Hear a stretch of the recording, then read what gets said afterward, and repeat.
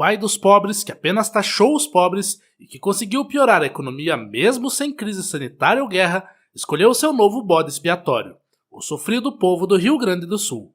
Este é o Visão Libertária, sua fonte de informações descentralizadas e distribuídas. Ajude a propagar as ideias de liberdade. Deixe o seu like e compartilhe com seus amigos. Um artigo seu pode virar vídeo aqui também, sabia?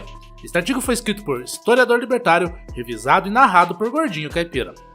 Lula prometeu muitas coisas na campanha eleitoral de 2022, dizendo que em seu governo o pobre voltaria a viajar e a comer picanha, inclusive chegando a dizer que as pessoas que ganham até 5 mil reais iriam ser isentas do imposto de renda. Acontece que o povo brasileiro, que infelizmente tem memória curta, se esqueceu que o PT foi responsável não só por quase falir a Petrobras e por vários escândalos de corrupção, mas pela pior recessão econômica do país, quando Dilma era presidente, prometendo ao povo o melhor que o capitalismo pode nos dar, como fartura e boa alimentação, ao contrário do estilo de vida em que são subjugadas as populações escravizadas pelos seus amigos comunistas. Lula foi eleito mesmo sem projeto de governo, apenas promessas agradáveis. Depois de 2 anos de aumento de impostos, de piora na inflação e na nossa qualidade de vida, e sem ter coragem de admitir os erros e a incompetência, Lula encontrou seu novo alvo, a tragédia climática que assolou o estado do Rio Grande do Sul. A verdade é que a maior parte das ajudas que o povo gaúcho recebeu veio de iniciativas voluntárias, de empresas ou instituições privadas, de caridade. O governo só prometeu e pouco fez. Desde quando assumiu a presidência, Lula só fez aumentar o tamanho do estado, criando novos ministérios inúteis, como o Ministério da Igualdade Racial e dos Direitos Humanos, cada um custando alguns milhões. Sabemos que os principais chegam a centenas de milhões de reais.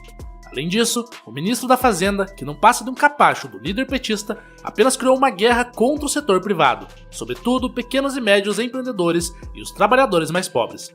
As taxas na Shein e na Shopee mostram que eles não se importam com que as pessoas mais humildes tenham acesso a produtos mais baratos. Desse caráter marxista e anticapitalista dos petistas, não duvidamos nem um pouco. O presidente popular, que tem dificuldade para governar sem enviar emendas para os deputados, só fez gastança com sua querida Janja, torrando o dinheiro do povo em inúmeras viagens inúteis. Vamos citar alguns exemplos para ver se a culpa do rombo fiscal do governo é a tragédia no Rio Grande do Sul. No início de janeiro de 2025, como revelado pela revista Oeste, Lula reservou pouco mais de 1,3 milhão de reais para comprar cortinas. O larápio teve a coragem de justificar essa compra absurda e ridícula com o seguinte argumento, abre aspas, a falta de persianas adequadas gera desconforto aos servidores, prejudicando a produtividade devido ao excesso de calor e luminosidade, especialmente em regiões onde há intensa incidência de calor. Além disso, a ausência de controle eficiente da luz natural poderia impactar diretamente a preservação de documentos e equipamentos sensíveis, aumentando a depreciação patrimonial e os custos com manutenção.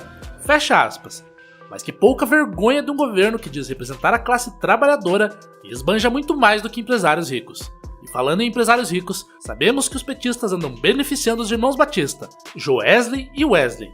Um exemplo é que a ANEEL tem feito esforços para favorecer esses irmãos bilionários amigos de Lula com compras de usinas, o que irá afetar o custo de energia do povo brasileiro. Mas isso é assunto para outro vídeo. Não é de hoje que o governo federal tem torrado centenas de milhares de reais com gastos desnecessários, que apenas comprovam seu desprezo pelo povo. Outro exemplo é que no começo deste ano, o executivo queria gastar cerca de 650 mil reais com flores nobres, tropicais e do campo. Essa licitação de compra só foi cancelada após repercussão negativa. Cabe lembrar também que já no primeiro ano do governo Lula, a presidência da República adquiriu um sofá no valor de 65 mil reais e uma cama de 42 mil reais. No país de pobres que estão cansados de pagar impostos e que foram condenados a ficar sem trabalhar durante a crise sanitária, enquanto políticos e funcionários públicos ganhavam seu salário certinho, isso é pura humilhação. No início de 2023, foram 6 imóveis adquiridos pela presidência, no valor total de 196,7 mil reais para o Palácio da Alvorada, algo que foi exigido por Lula e sua esposa para se mudarem para o palácio. Esses dados foram disponibilizados pela Casa Civil por meio da Lei de Acesso à Informação. A compra foi realizada de forma emergencial, dispensando licitação. Além disso, a presidência também comprou um colchão Masterpiece Top Visco, no valor de quase 9 mil reais, e uma poltrona revestida em couro, que custou quase 30 mil reais. para não deixar de mencionar quando Lula se recusou a ir morar no Palácio do Planalto e ficou durante o mês de janeiro de 2023 morando num hotel da capital federal. Essa hospedagem no hotel custou mais de R$216 mil aos cofres públicos. Esses esbanjadores narcisistas e insensíveis que sabem que tem gente passando fome e com dificuldade para pagar aluguel e conta de luz ou comida, têm a audácia de culpar uma tragédia climática que afetou milhares de famílias humildes. É o povo do Rio Grande do Sul que está sendo prejudicado pelo governo federal, que extorque seu dinheiro, e não o contrário. Como todo ditador socialista hipócrita e prepotente, Lula precisa de pobres sendo humilhados e acreditando que ele é a única esperança de um futuro melhor. É assim que eles manipulam a sociedade e a dividem, dizendo que os exploradores são os empresários que geram empregos e negócios, para posarem de heróis por darem assistencialismo barato. Mas essa tragédia está ficando cada vez mais difícil de ter sucesso com a falência da velha e extrema imprensa. Após toda a tragédia que afetou várias cidades do Rio Grande do Sul, Lula prometeu ajudar a reconstituir as estradas e a infraestrutura danificada pelas chuvas. Apesar do discurso bonito quando visitou a cidade de Porto Alegre, quando disse, abre aspas, o Brasil deve muito ao Rio Grande do Sul, sobretudo se a gente levar em conta a questão da agricultura, fecha aspas, pouco foi feito. Seria interessante se o governo federal fizesse um esforço sério para eliminar o imposto de renda dos trabalhadores e empresários do Rio Grande do Sul e desse fim à dívida do Estado com a União. Apesar do presidente petista ter sancionado a Lei Complementar 2026 de 2024, que suspendeu por 3 anos o pagamento da dívida do governo do Rio Grande do Sul com a União, cabe lembrar que a suspensão da dívida não foi objeto de discussão. O que são 3 anos para milhões de pessoas que perderam tudo e tiveram que começar do zero? O preço dos alimentos, da gasolina, o imposto de renda, tudo isso está onerando o povo sulista até hoje. Durante a tragédia que assolou os gaúchos, a grande imprensa só queria mostrar um lado da história, que fosse conveniente às elites governantes, a de que o Estado brasileiro estava sendo eficiente em socorrer as vítimas da catástrofe. Isso depois que o show da Madonna terminasse, que era mais importante naquele momento para a grande mídia.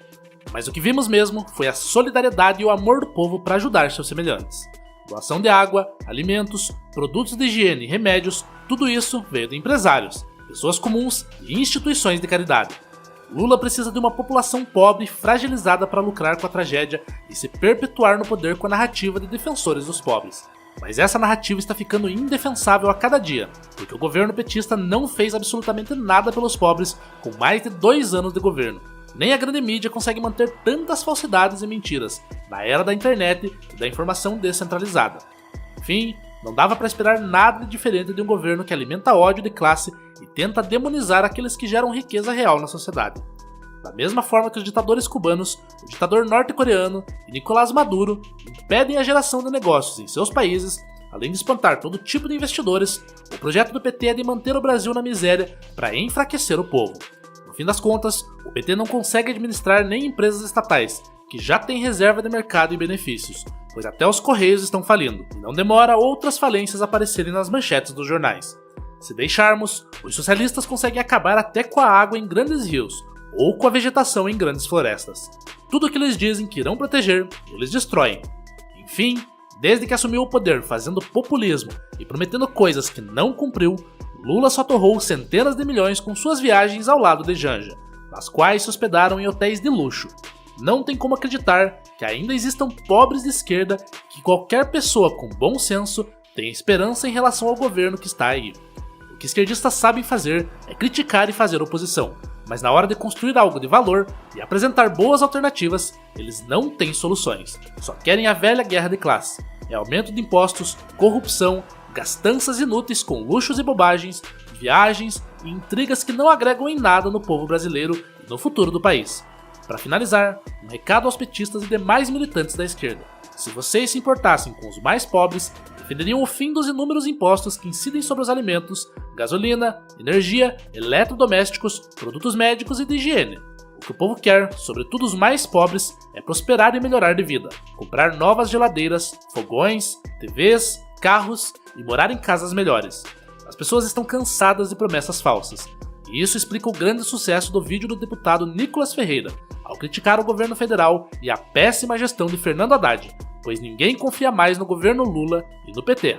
O que nos resta é continuar lutando e divulgando a verdade para que, em 2026, os brasileiros de bom senso e princípios morais consigam colocar um político de direito no poder. Mas não devemos nos esquecer que a verdadeira solução nunca virá do Estado e que somente nós mesmos poderemos melhorar a vida dos nossos semelhantes através do empreendedorismo e do trabalho honesto.